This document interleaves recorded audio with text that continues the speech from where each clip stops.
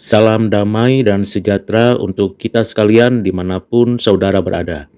Kita kembali membaca dan merenungkan firman Tuhan untuk kita lakukan seluruh pengajarannya. Firman Tuhan yang kita baca dan renungkan dari Mazmur 57 ayat 1 sampai dengan ayat yang ke-7. Demikianlah firman Tuhan. Untuk pemimpin biduan, menurut lagu Jangan Memusnahkan, Miktam dari Daud. Ketika ia lari daripada Saul ke dalam gua, kasihanilah aku, ya Allah, kasihanilah aku, sebab kepadamulah jiwaku berlindung. Dalam naungan sayapmu aku akan berlindung sampai berlalu penghancuran itu. Aku berseru kepada Allah yang Maha Tinggi, kepada Allah yang menyelesaikannya bagiku. Kiranya ia mengirim utusan dari surga dan menyelamatkan aku, mencela orang-orang yang menginjak-injak aku. Kiranya Allah mengirim kasih setia dan kebenarannya. Aku terbaring di tengah-tengah singa yang suka menerkam anak-anak manusia, yang gigihnya laksana tombak dan panah, dan lidahnya laksana pedang tajam. Tinggikanlah dirimu mengatasi langit, ya Allah. Biarlah kemuliaanmu mengatasi seluruh bumi. Mereka memasang jaring terhadap langkah-langkahku, ditundukkannya jiwaku.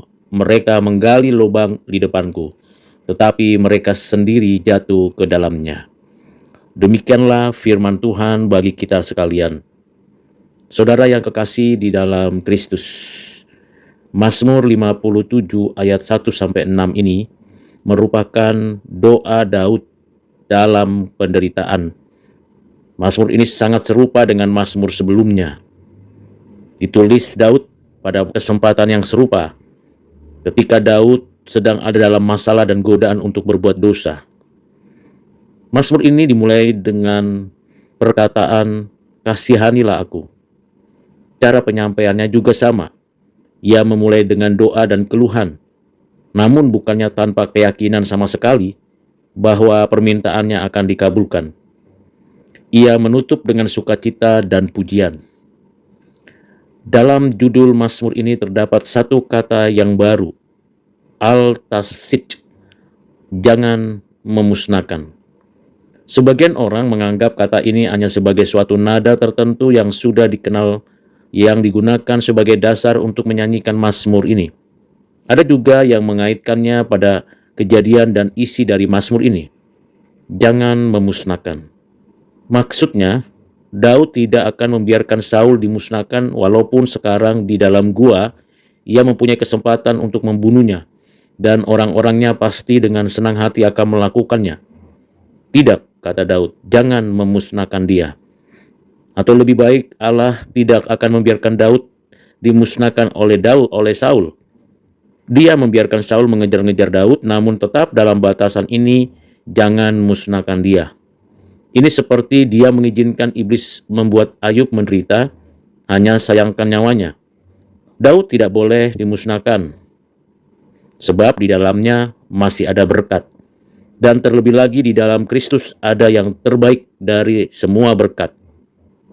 Pada saat berada di dalam gua nyaris terancam, bahaya Daud memberitahukan kepada kita di sini bagaimana perasaan hatinya kepada Allah. Dan berbahagialah orang-orang yang mempunyai pikiran-pikiran baik seperti itu dalam benak mereka ketika sedang terancam bahaya. Ia menyokong dirinya sendiri dengan iman dan pengharapan kepada Allah dan dengan doa kepadanya. Karena melihat dirinya dikepung oleh musuh-musuhnya, dia menengadah kepada Allah sambil mengucapkan doa yang layak. Kasihanilah aku, ya Allah. Yang kemudian diulanginya lagi, dan ini bukanlah pengulangan yang sia-sia. Kasihanilah aku.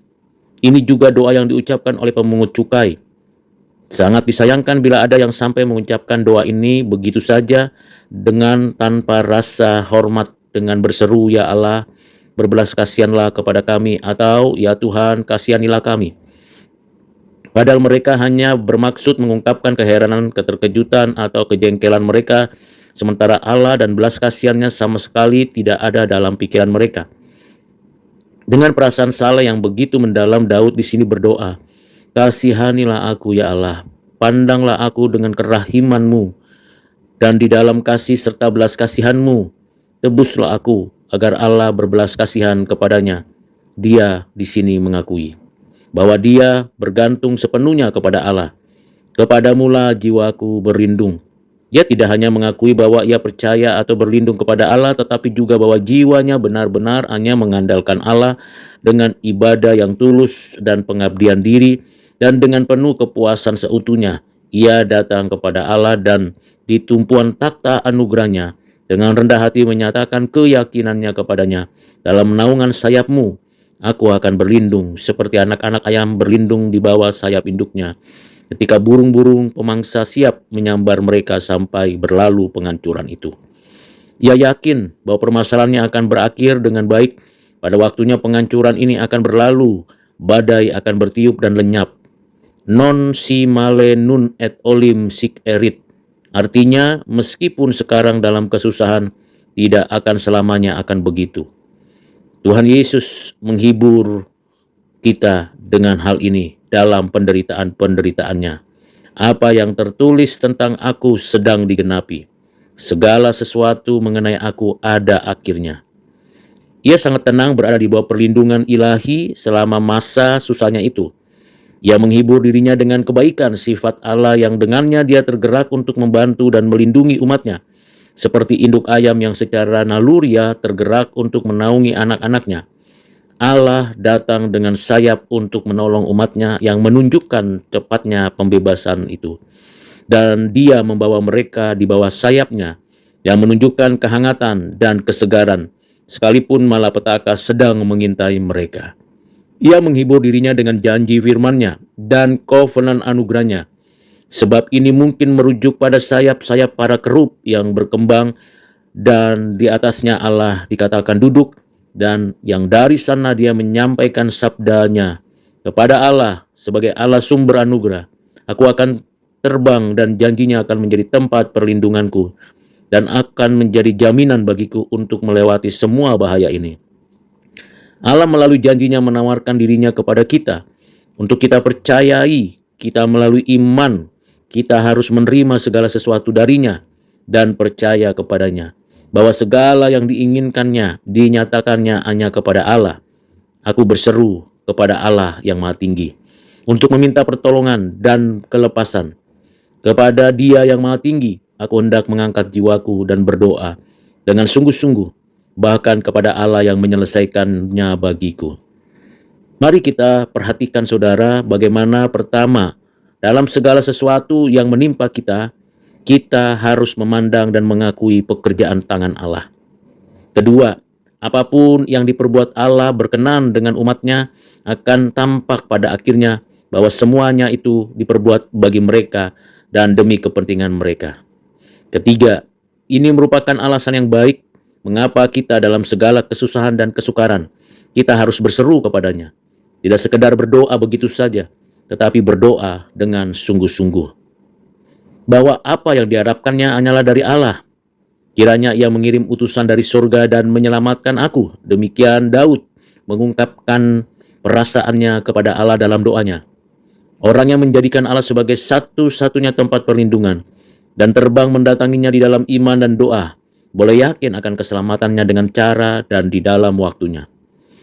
Dari mana ia mengharapkan keselamatan? Dari surga.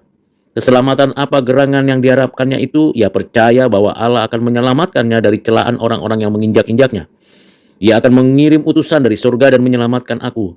Demikian Daud bermohon kepada Tuhan. Sebab Allah tahu bagaimana situasi dan kondisi yang dialami Daud. Karena memang banyak orang yang mencelanya. Siapa yang akan dipandangnya sebagai sumber dari keselamatannya? Kiranya Allah mengirim kasih setia dan kebenarannya. Ia menggambarkan kekuatan dan kebencian musuh-musuhnya dengan kata aku terbaring di tengah-tengah singa.